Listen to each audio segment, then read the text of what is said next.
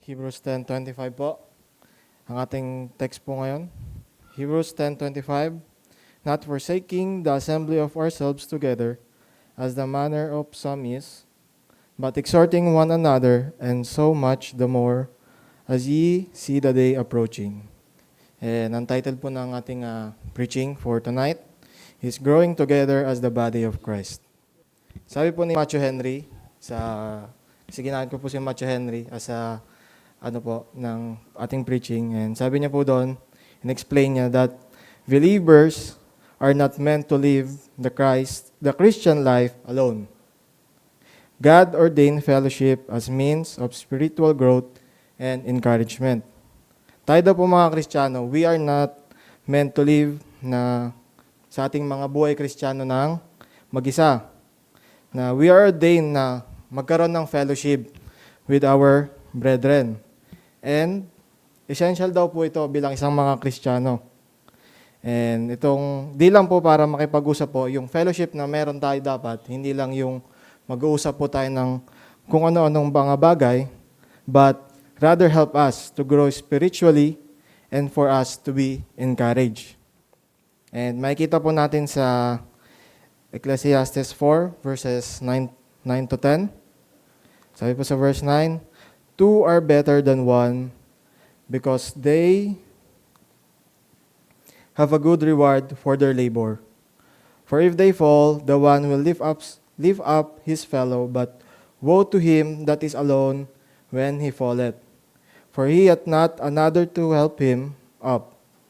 God shows that spiritual strength is found in togetherness. Makita po natin na yung spiritual strength po natin bilang isang Kristiyano ay makikita po natin sa pagkakaisa po natin about magkakapatid. Because ang ating mga kapatid po, they will be our reminder and our encouragement din po. And paano po ba natin to ma-apply, yung mga bagay na ito po, sa ating mga buhay? Una po ay prioritize church events, even when tired or busy.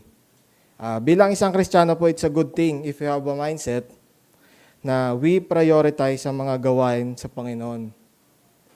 Since we are members of the church, dapat meron po tayong puso, meron po tayong naisip po natin yung mga bagay na ganito, since, yun nga po, part po tayo ng isang church. We know that everyone is tired and busy, pero dito din natin makikita yung sincerity. And dito rin po natin makikita yung effort ng bawat isa. Kasi alam naman po natin, everyone ay busy po. Everyone ay may mga trabaho, busy sa pag-aaral. Pero yung choices po ba natin na gumawa para sa gawain ng Panginoon, yung umattend para sa services po natin. Yung services po kasi natin, hindi lang naman ito basta isang organizational na pupuntahan po natin. Pero ito po yung services po natin is a part of our worship sa Panginoon. And sunod po is recognize that when you are absent, others are affected too. Yun po, let's be mindful po regarding our attendance. Kasi pwede po itong maging cause ng discouragement sa iba, yung ating attendance. Di po man nila sabihin, pero makikita po natin na naapektuhan po yung kanilang paggawa sa kanilang ministries and as well sa pag-attend po nila ng services. Kaya maganda po na let's check, let's be mindful po sa ating pag-attend, lalong-lalo na kung dapat aware tayo na ang tagal ko na po palang hindi nakakasimba.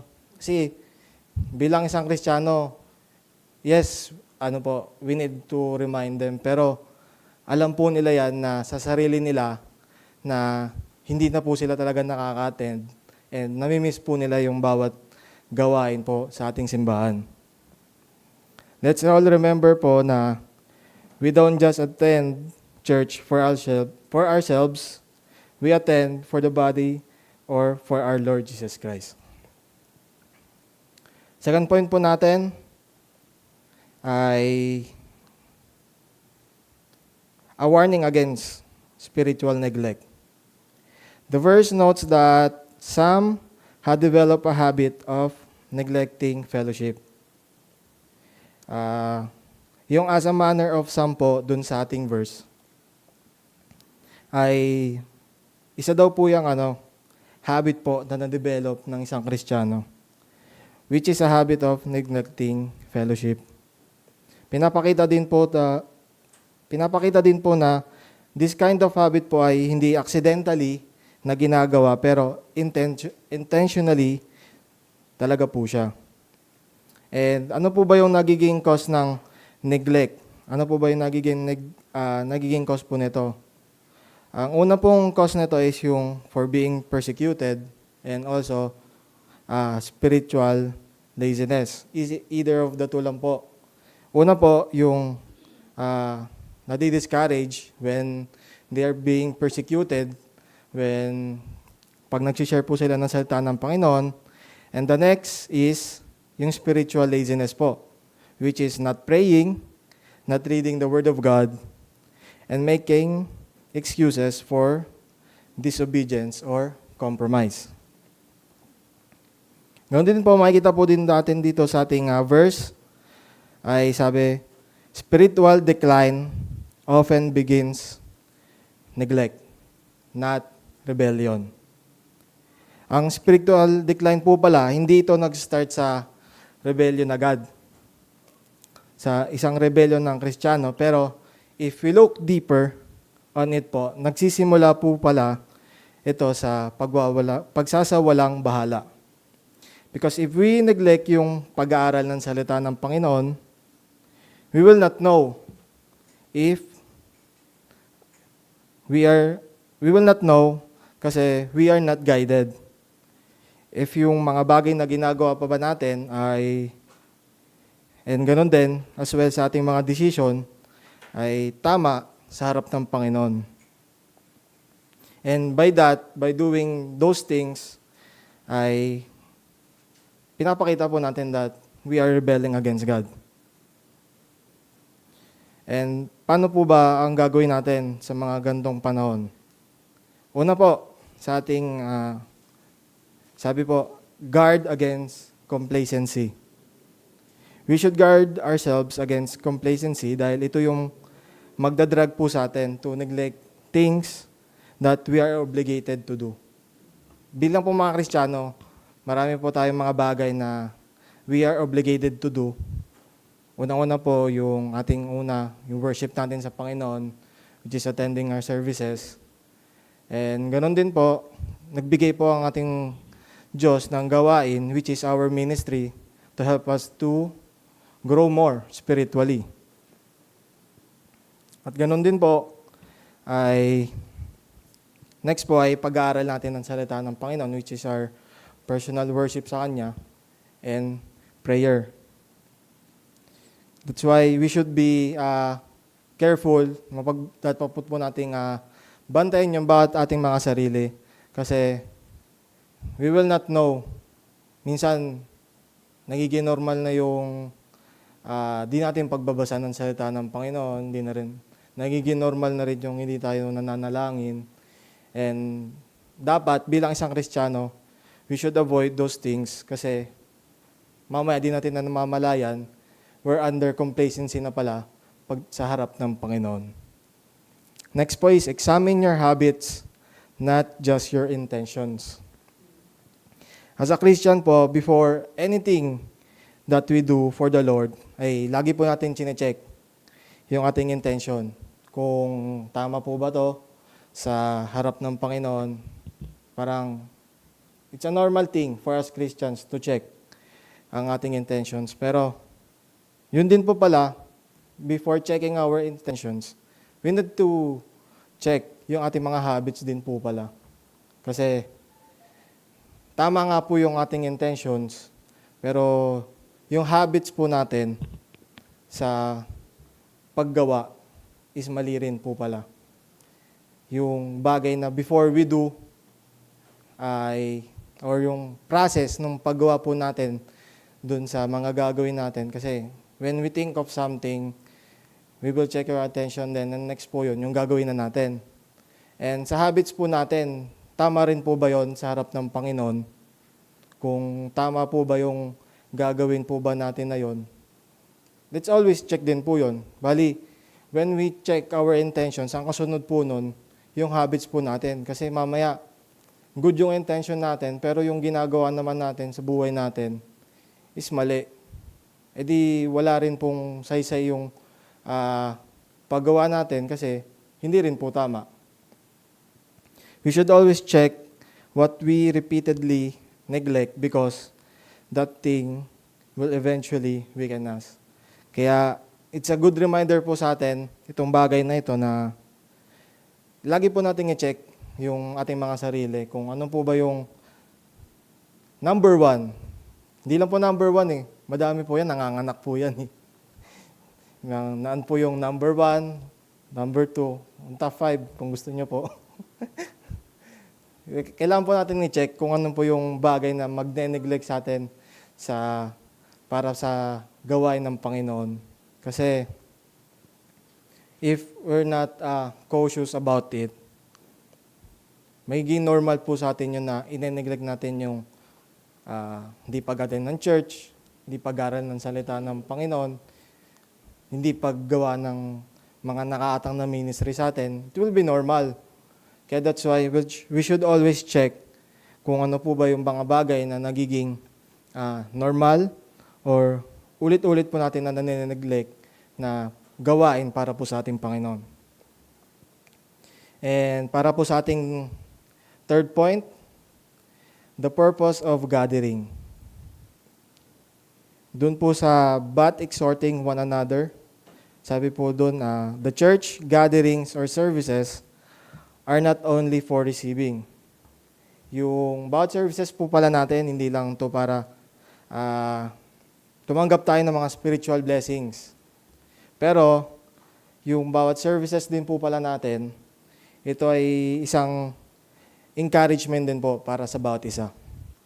Na hindi lang po siya para tulungan tayo lumago spiritually, but also to encourage others.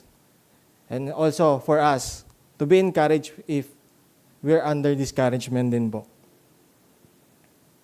And ganoon din po sa ating services, ini-includes din po yung reminding, comforting, correcting, and strengthening one another through God's Word po. Kaya if we have a brethren na we're under trials and challenges po, ito rin po yung isang way. Kaya we gather sa church. Kaya we are attending ng ating mga services for them to be encouraged by us. And makita rin po natin na ang Panginoon po ay gumagamit ng buhay ng iba. And makita po natin na ang buhay po ng isang Kristiyano ay ginagamit ng Panginoon to encourage others. Na may makita po tayo mga brethren or kahit di po brethren na even unbelievers na they are facing challenges, trials sa kanilang mga buhay. Pero makita po natin yung Panginoon, gagamitin po nila yung ating mga buhay. Na ang ating buhay po kasi nagsasalitang testimony sa buhay ng iba. And sana po bilang isang Kristiyano, yun po yung nakikita sa atin. And it's a blessing po na makita po yung buhay natin. Di po natin kailangan sabihin yun na blessing ako sa buhay mo. Pero yung iba talaga po magsasabi na nagiging blessing po ang buhay natin sa kanila. That's why we should live po na ang ating buhay humbly and sana patuloy po na nakikita na nagtatapat tayo sa Panginoon. And ganun din, kailangan po nating i-encourage yung mga brethren po natin who are struggling. They may not say it, pero mararamdaman din po natin to eh. If they are struggling po sa kanilang mga buhay. Whether it's spiritually, personally, financially, pwede po kung kaya po natin makapag-provide. Pero bilang isang Kristiyano po, let's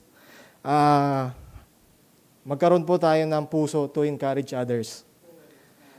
Di po to kailangan na sabihin. Sabi na, uy, Brother Justin, ito mo si encourage mo naman. Hindi po kailangan ganun. Dapat magkaroon po tayo ng puso na maramdaman natin if our brethren, ng kapatid po natin, ay may nararamdaman or they're facing challenges.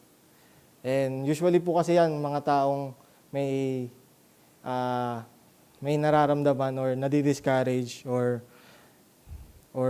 in a time of challenges, hindi po nila yan sasabihin eh. Hindi po nila openly yan sasabihin. Pero, if nararamdaman po natin ganun, let's try to talk to them. And ganun din po sa ating sunod is, sabi po, use scripture to build up, not tear down. Let's use po yung salita ng Panginoon to encourage others, rather to criticize them sa bawat nangyayari sa buhay nila. Na dapat gamitin natin yung salita ng Panginoon to encourage them sa bawat nila kung sila ay under ng discouragement to attend the church. Gamitan po natin ng verses to encourage them, to remind them. Ganon din po sa, yun nga po, sa ating mga brethren na when we encourage, let's direct them sa salita po ng Panginoon.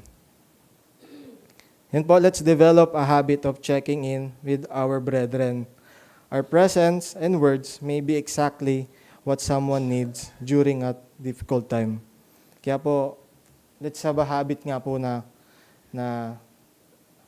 mag-encourage po tayo kasi di po natin masasabi pero yung sasabihin po natin, pwede po yun yung makatulong sa kanila sa mga pinagdadaanan po nila ngayon. And para po sa ating fourth po na point, increasing faithfulness. Doon po sa, and so much more po sa ating verse, pinopoints out po doon na as difficulties increase, believers should not withdraw. Pag ang buhay po natin bilang isang Kristiyano, na pag tayo po ay nakakaranas ng challenges and we think na mahirap, always po na ang problema na meron po tayo ay laging mukhang imposible. Pero nagiging imposible lang po ito dahil sa Panginoon. And sa time po na yun, ay dapat hindi tayo mag-withdraw na wag po tayo ma-discourage on if you're facing challenges or trials. But especially as a church din po, dapat masalo po tayo mag-draw closer together as a church. If we're facing din bilang isang church na isang problema po. Kasi hard times require stronger fellowship, not weaker commitment. Dapat yun po yung mas lalong mag-unite sa atin bilang isang simbahan na as a church, marami po tayong dadanasin na mga problema.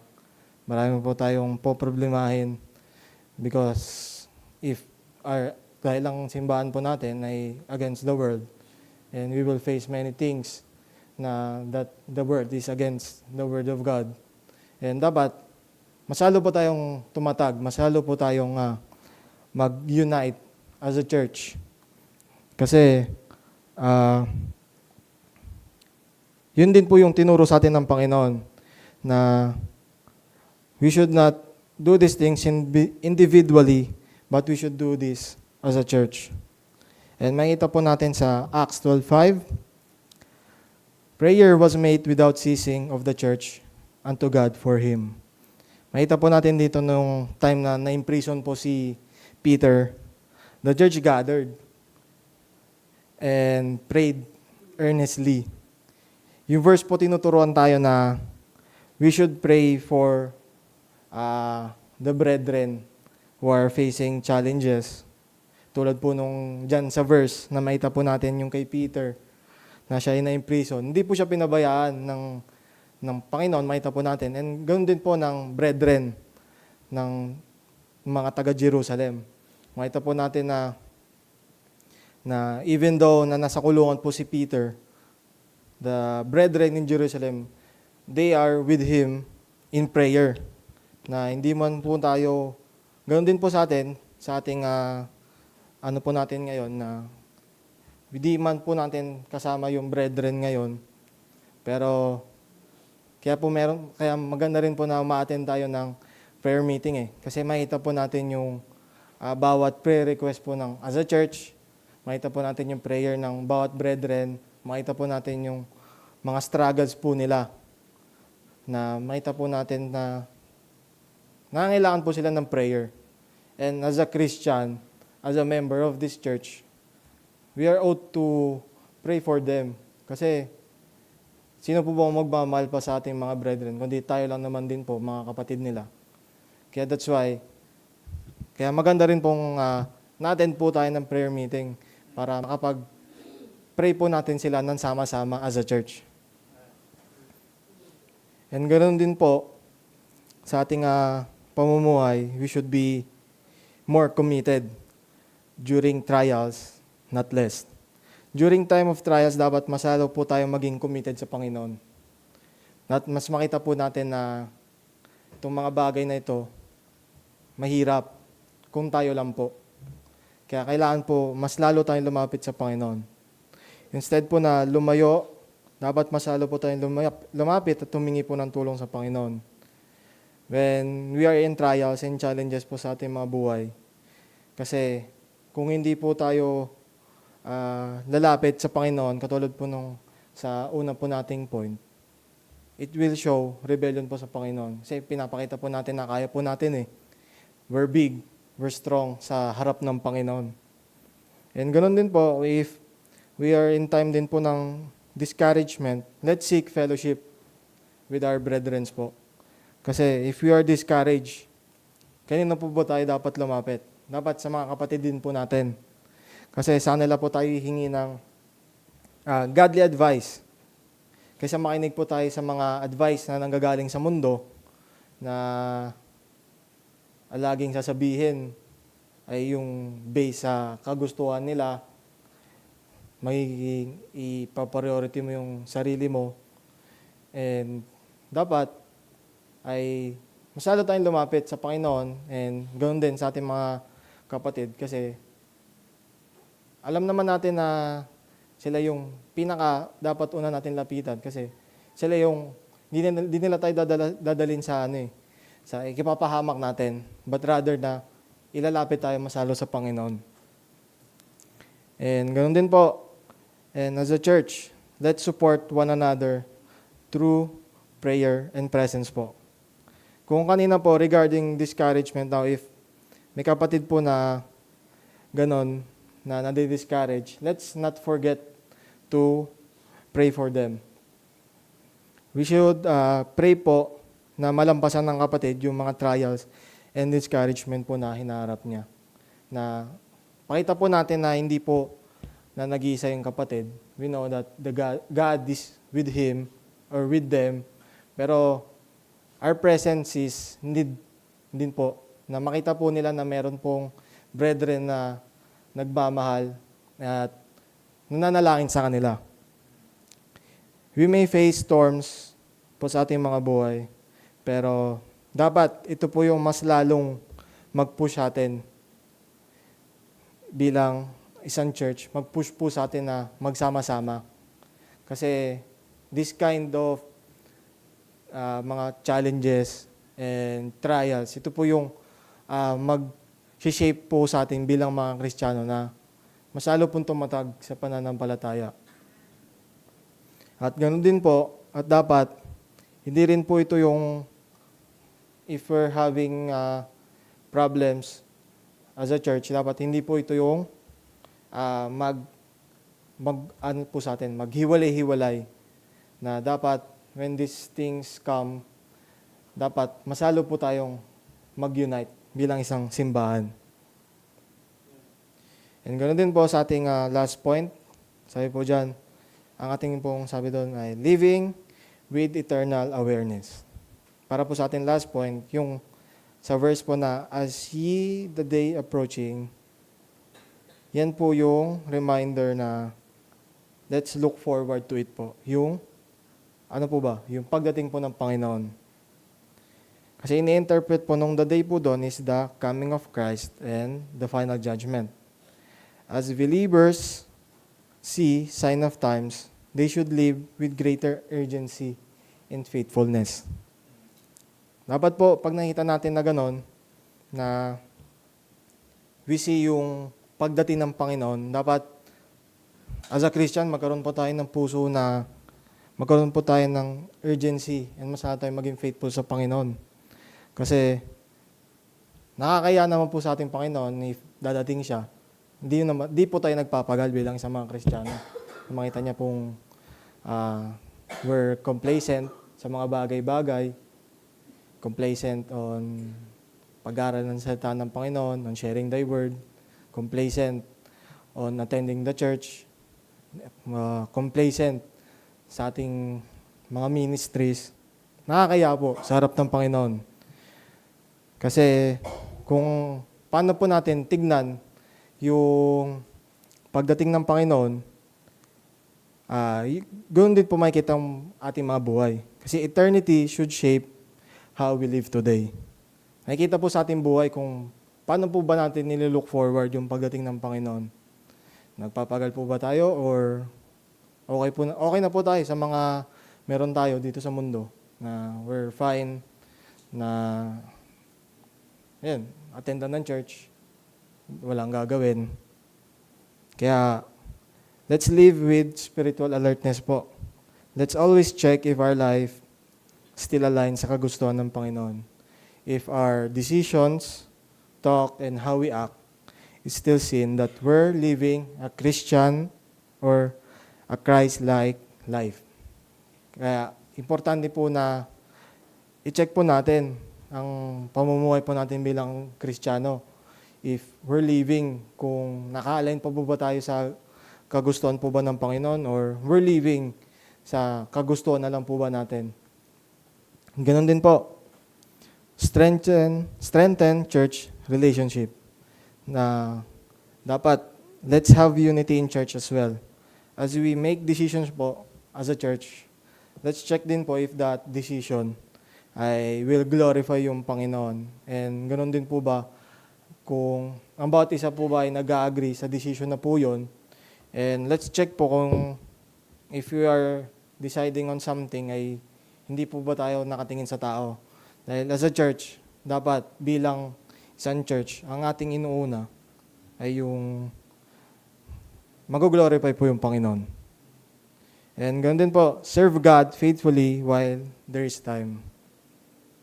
Huwag po natin isipin na mahaba pa po yung oras ng pagdating ng Panginoon.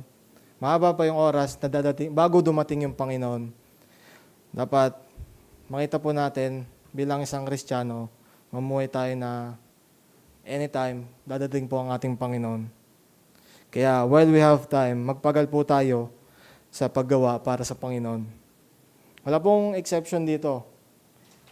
Walang bata man o matanda, malakas o mahina. We can still make a way on how we serve our God. Kung nanghihina tayo, ay meron pang way para makapag-share ng salita ng Panginoon. We can use online and ganoon naman, kung tayo pa malakas pa, let's sumama dun sa mga bagay na evangelical na makapag-share ng salita sa labas. At ganoon din, walang exception kung bata man o matanda. Isipin mo na bata pa ako, I have more time na gawin pa yung mga bagay na to. Ito muna unahin ko yung mga gusto ko bago yung sa Panginoon. Ganon din sa mga bilang matanda, na wag nating makita na ang dami ko na nang nagawa sa Panginoon. It's enough. Kasi alam naman ng Panginoon kung gano'n na kadaming kinakontribute ko.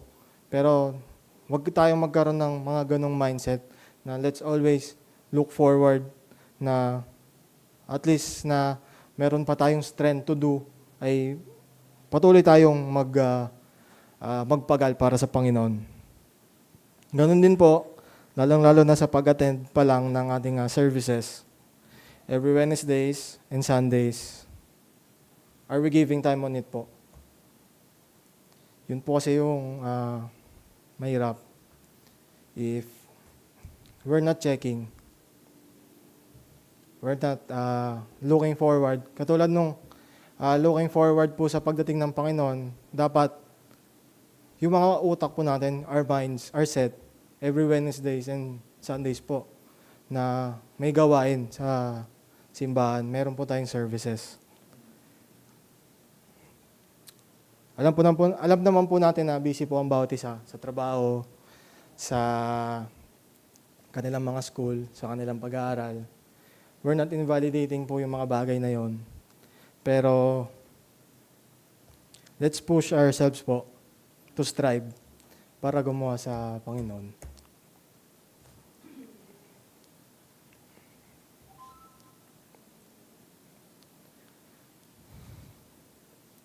Sa bagay pa lang po na yon ay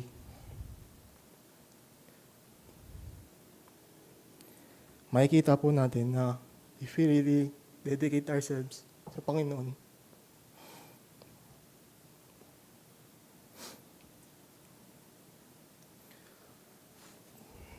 lagi po nating alalayan na yung time po natin is short. Kaya dapat masala po tayo maging faithful sa Panginoon.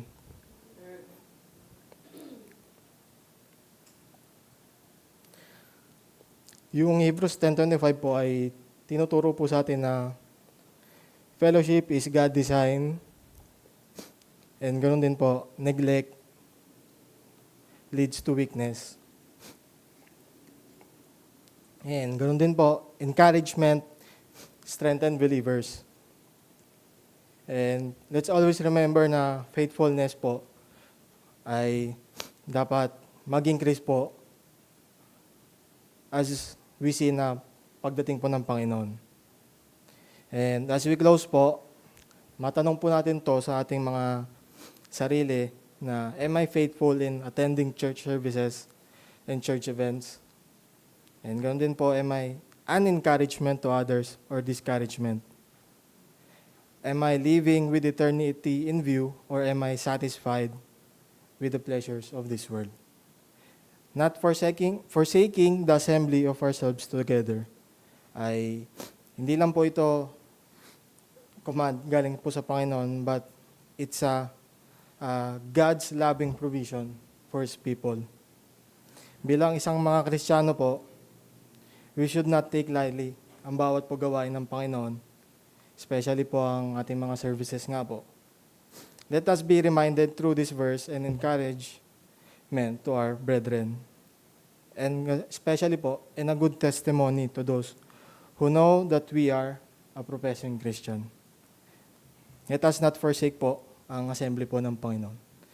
And doon po natatapos yung aking preaching for tonight. And let's pray po. Let's pray.